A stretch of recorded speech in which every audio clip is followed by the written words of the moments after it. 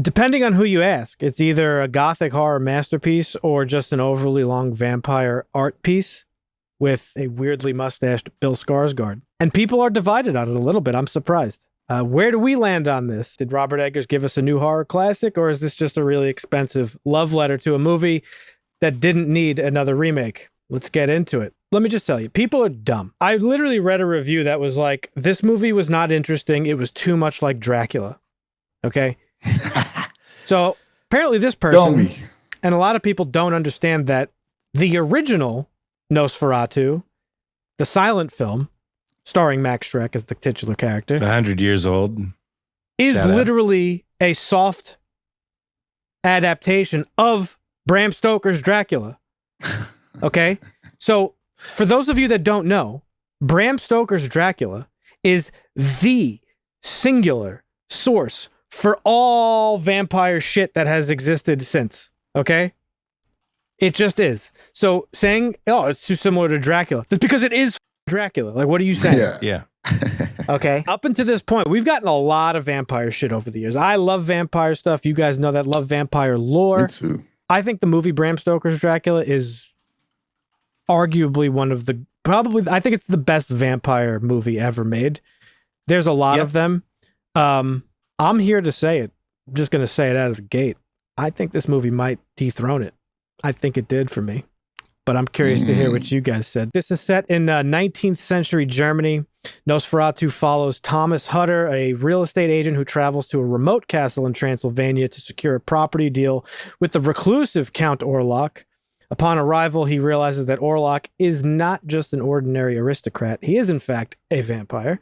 And as Orlok becomes fixated on Hutter's wife, Ellen, he sets sail for Germany, leaving a trail of death and plague in his wake.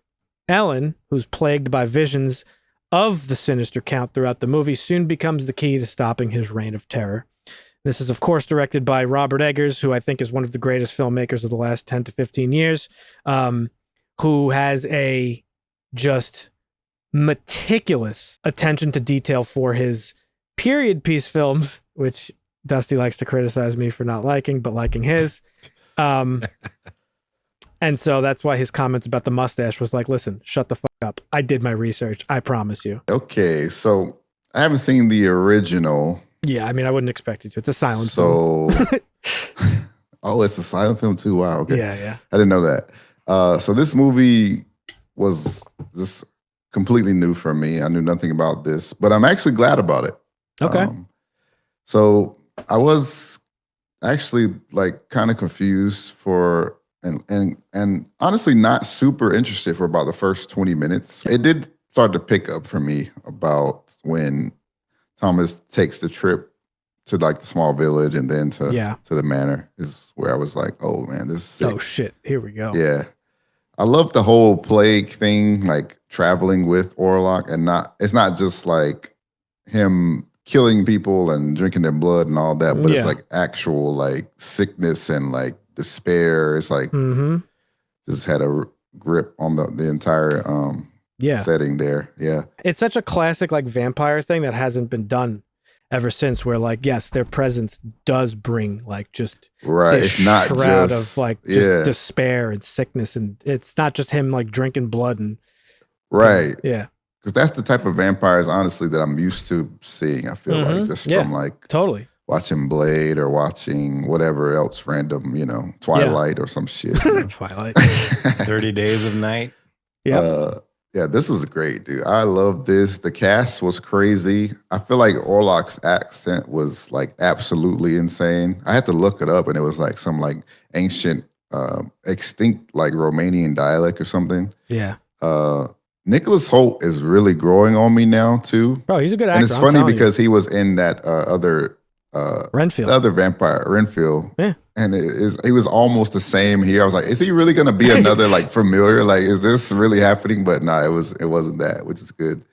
And Willem Dafoe is just so good at everything. I don't get it. Like, what is this guy? He's just a G. That's it. And even Lily Rose Depp, like, what a redemption for her. Like, she came off that terrible show with The Weeknd or whatever, the HBO show that everybody was shitting on called Idol. I don't know if you remember this. I vaguely remember. Didn't watch it. I didn't Yeah. watch it. I just saw clips of The Weeknd, terrible acting. Don't forget about Aaron Taylor Johnson. Boy, was he great. Yeah. And yeah. Ralph Ineson. Oh my God, I can't wait for hear this dude's take on Galactus. He's the voice Aaron of Galactus. Taylor Johnson is the guy with the crazy cracked out voice, right? Like he's got that real guttural voice. That's him, right? He played Frederick, Thomas's friend. Thomas's friend. Oh, no. I'm thinking of the doctor. You're thinking of the doctor. That's Ralph Ineson. Ralph Ineson. He's the one with the fucking, one with I the love really his deep voice. He's playing Galactus. He's got the guttural. Oh, that's good. I like that. Mm-hmm. He was in The Green Knight. Voice. He's got the sickest voice. Yeah. It's very so good. It's like otherworldly. It's like, it is. It's supernatural. It's weird. Yeah. Yeah, it really is. All right. Yeah. So yeah, big fan of this. How about you, Dusty? This is a good vampire movie. Oh, God. Dusty has a problem with Robert Eggers. Silence before that. What's? This is a classic tale, so there's nothing new in it. So it didn't blow my mind.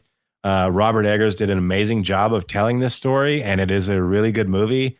But having known this story and seen it done so many times, it's like watching a Robin Hood movie or something like that, or King Kong movie.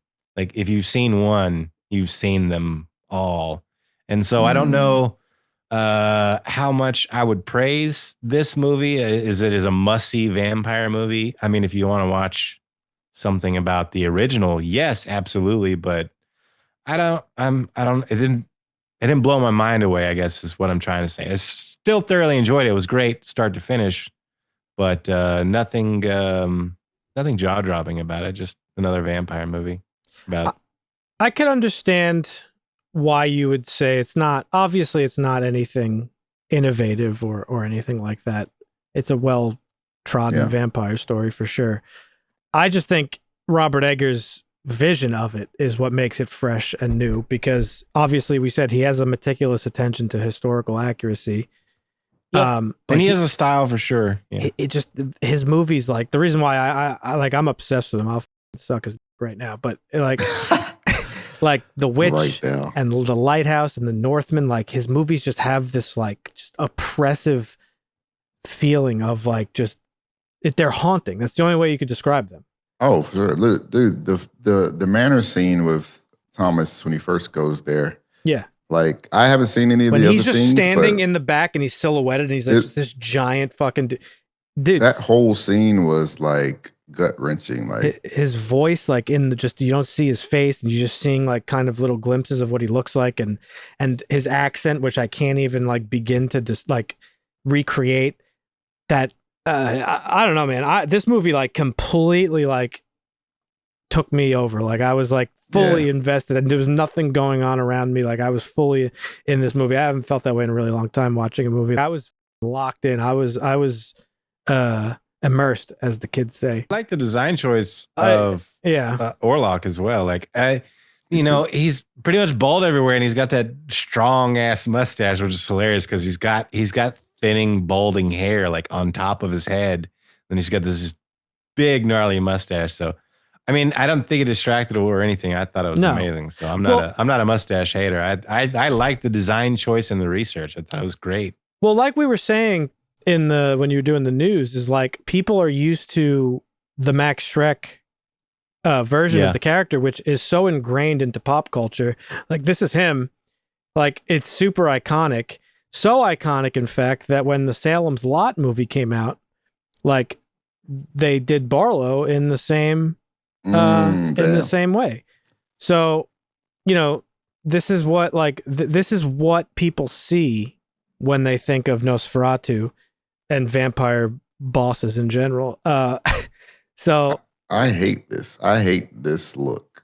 Yeah, it's like I know that it's like super iconic and all that, but I don't hate it. It's supposed to look battish. I would think is what the idea was back then. Like, how could we make it look battish and humanoid? Yeah, it's just an old school sort of look. Like this looks like a silent film from 1922. Like that's just what it looks like, Yeah. So I totally get it, but I didn't have a problem with the mustache either, and like. It was a little goofy at first, but it didn't like take me out of it. I didn't feel like it was goofy at all. But like I said, I had no reference. If I had to pick, I prefer Robert Eggers. I mean, you barely see it though. You see him like fully for like, I don't know, 10 seconds of the whole movie. When he jumps out of the coffin. That was a great scene, by the way. And it really works because like you're not seeing him a lot of the time. And the times, dude, this movie was amazing. Like this movie is amazing. This might be my favorite movie of the year. I don't know. Really, it might be great. I'll have to think about it real hard, but like I love some of the scenes with just the looming shadows and how they would transition it with like communication and stuff. Like it was so good, bro. The scenes when like this movie's broken down into like night and day. Literally, it's like daytime and nighttime, because in the daytime you're free of Orlok. Like he's sleeping, you're like good. You could plan and plot and do what you gotta do. But when night falls, boy, look out, because this motherfucker's coming, and he's coming hard, and it was scary, and like all this stuff is really just because of Robert Eggers' visual aesthetic and his cinematography. It like at night, I don't know if you realize, but when Orlok is, it's almost like the way the shark in Jaws was treated, where like. You know, the barrels and stuff, they pop up to show when the shark is around. Well, in this, when Orlok's around, like the color is sucked out of this movie. It's almost black and white. Did you notice that? That's true. I did. Yeah. And it like, you just feel it. You feel the despair and like the sickness and all the shit that comes along with his presence.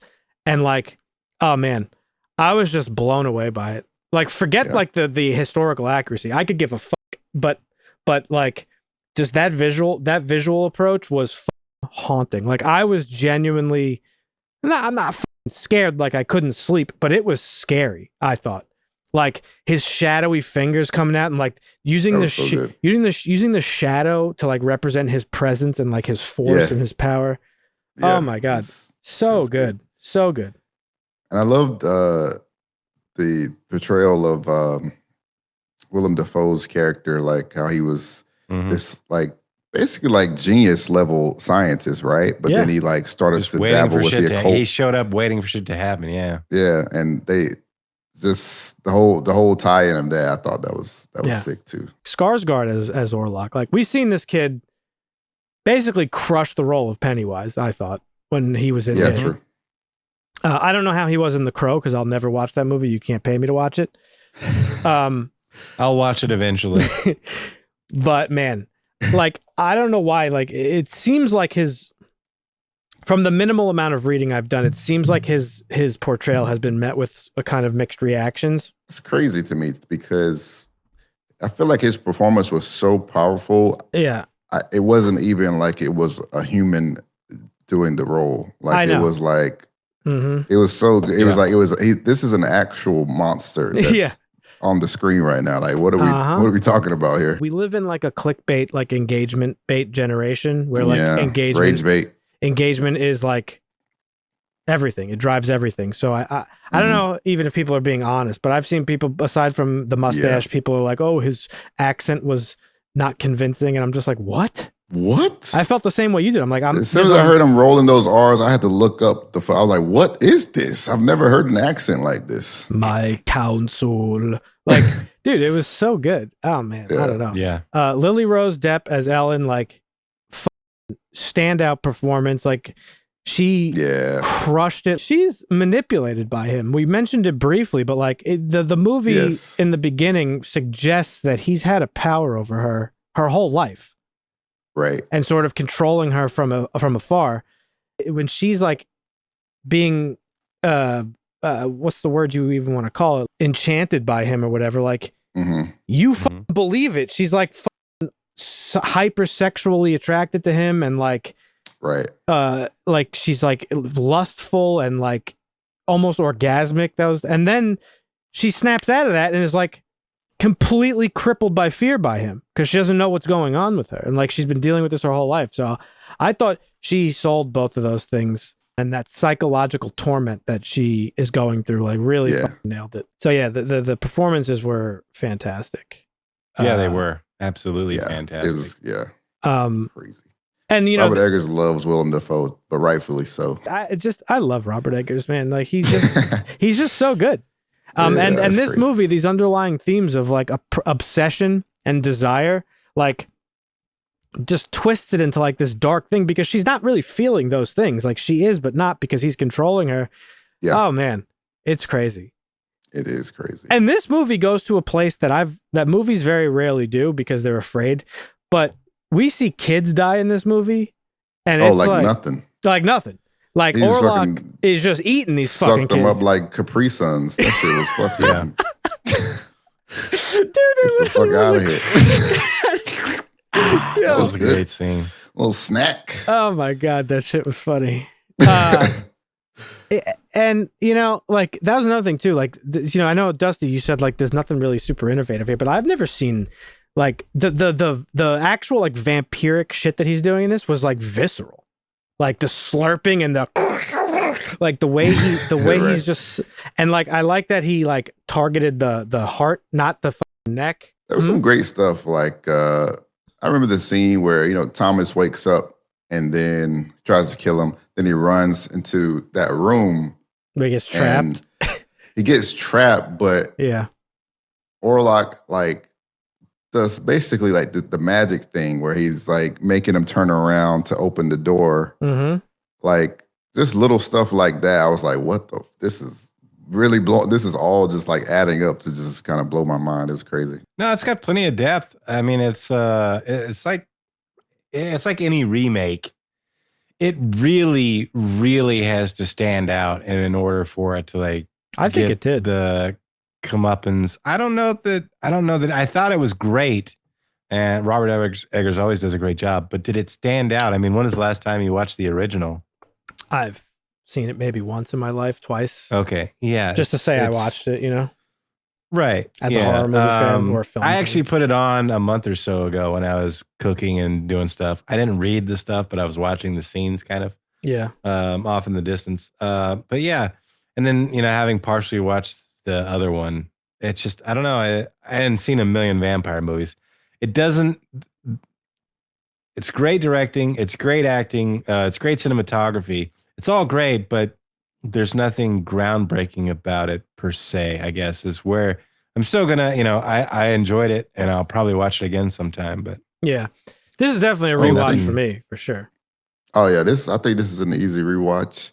I don't have a frame of reference as far as if it's innovating anything or not, but I feel like when you consistently, just in this movie, you consistently hit like a 10 on all of these different levels is kind of like enough. Yeah, that's what I'm saying. Like, you know, maybe it's not super original in its like the way, because it's basically following the same themes and stories of story of the original, but like it's just the way the execution of it is different. Obviously, just based off of the times and the technology and stuff like that. But like it's in the hands of this like really purely unique filmmaker. There's nobody else who could have delivered this movie to us the way it was delivered. You know, there could be 1,000 Nosferatu movies or vampire movies or Dracula movies, but this one is like uniquely his. You know what I mean? So in that sense, I do think it is innovative. Vampires over the years have been like really kind of like sort of toned down. I never want to not have vampire stuff. It's just like they've become kind of samey, but definitely toned down. This is like one of the first portrayals of a vampire that I've seen in a really long time.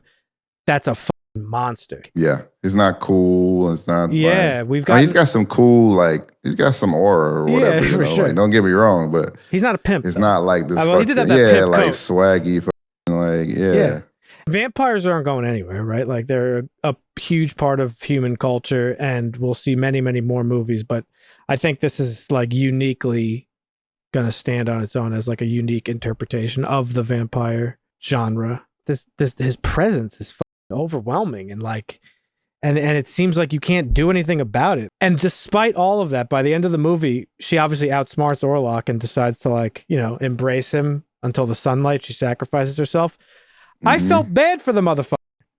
Mm-hmm. Tell me how they managed to pull that off.